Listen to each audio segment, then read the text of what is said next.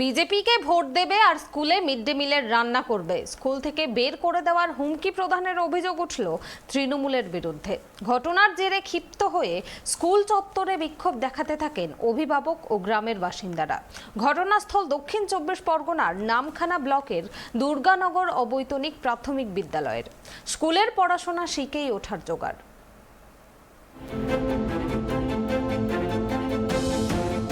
বিজেপিকে ভোট দেবে আর স্কুলে মিড ডে মিলের রান্না করবে, স্কুল থেকে বেরোতে হবে, এমনই হুমকি প্রদানের অভিযোগ উঠল শাসক দলের বিরুদ্ধে।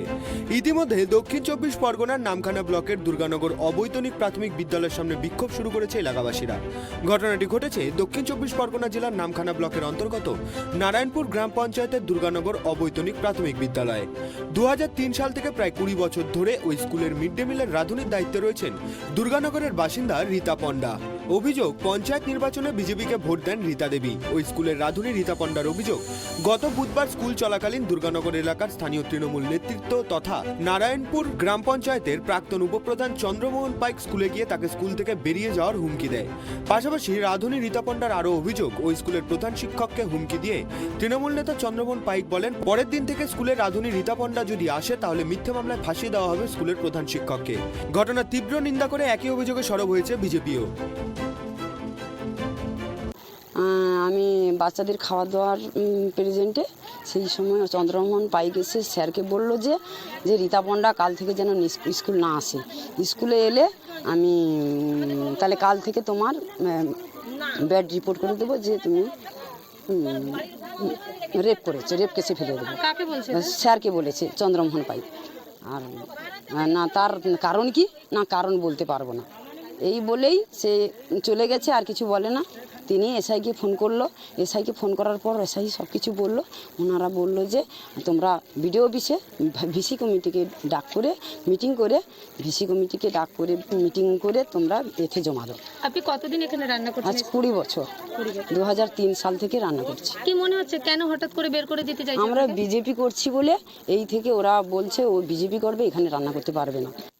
এই বিষয়টা দেখুন, আজকের গোটা পশ্চিমবঙ্গে এইরকম পরিস্থিতি হচ্ছে। এতদিন যাবৎ আমরা এই গ্রামটা অন্তত শান্তিপূর্ণভাবে ছিল, কিন্তু এই নির্বাচনে, পঞ্চায়েত নির্বাচনের পরেই আমরা এই রকম অপ্রীতিকর পরিবেশ পরিস্থিতি দেখছি।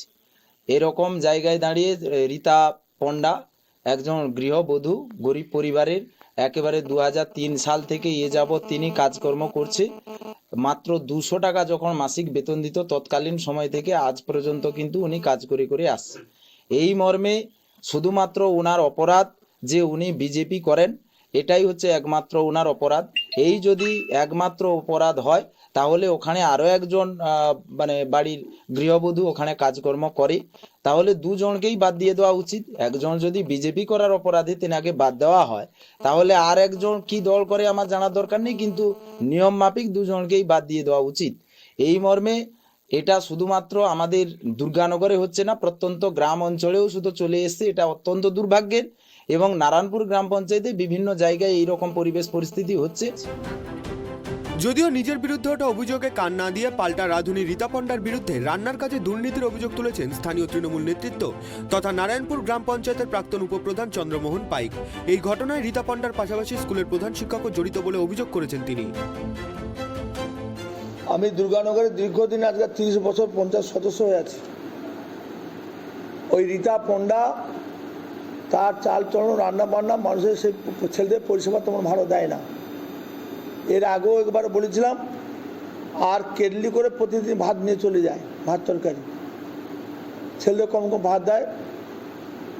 ওখানকার যে প্রধান শিক্ষক তাকে আমি বলি, তুমি রীতা পণ্ডাকে রান্না করতে না বলবি। আর যদি তুমি কেন, এর আগেও দেখেছি রীতা পণ্ডার সঙ্গে ওই প্রধান শিক্ষক ইনভলভ ছিল, করাপ্টেড। সেটা অনেক গল্প আছে, অনেক কথা আছে, সেসব কথা আমরা আবার প্রমাণ করব। তাকে বলছি তুমি ওই পূজাকে রান্না করতে বন্ধ রাখবে। পূজারির সঙ্গে কোনো, ওই রীতার সঙ্গে কোনো কথা হয়নি। দ্বিতীয় কথা, আপনি যদি আমার কথা অমান্য করেন তাহলে সবুজ মিদ্যা যে শিক্ষক, তার মতো কিন্তু আপনি থাকবেন, সেভাবে হতে হবে। কেন, আমরা অনেক অন্যায় ওর মেনে নিয়েছি, কথা পরিষ্কার থেকে বলেছি। উনি তখন এসআইকে ফোন করলো, এসআইকে ফোন করতে তখন এসআই বলছে যে চন্দনবাবু আপনি কী করছেন, আমরা এই বলছি না আপনি তাহলে ভিসি কমিটি ডেকে সিদ্ধান্ত নেন, জাস্ট তাকে এই কথা বলেছি। ঘটনার প্রতিবাদে আজ দুর্গানগর অবৈতনিক প্রাথমিক বিদ্যালয়ের সামনে বিক্ষোভ দেখায় অভিভাবকরা। বিক্ষোভের জেরে দীর্ঘ সময় বন্ধ থাকে স্কুলের পঠন পাঠন। পরবর্তীতে প্রশাসনিক হস্তক্ষেপে স্বাভাবিক হয় পরিস্থিতি। দক্ষিণ 24 পরগনার নামখানা থেকে গোপাল শীলের রিপোর্ট, ট্রাইব টিভি।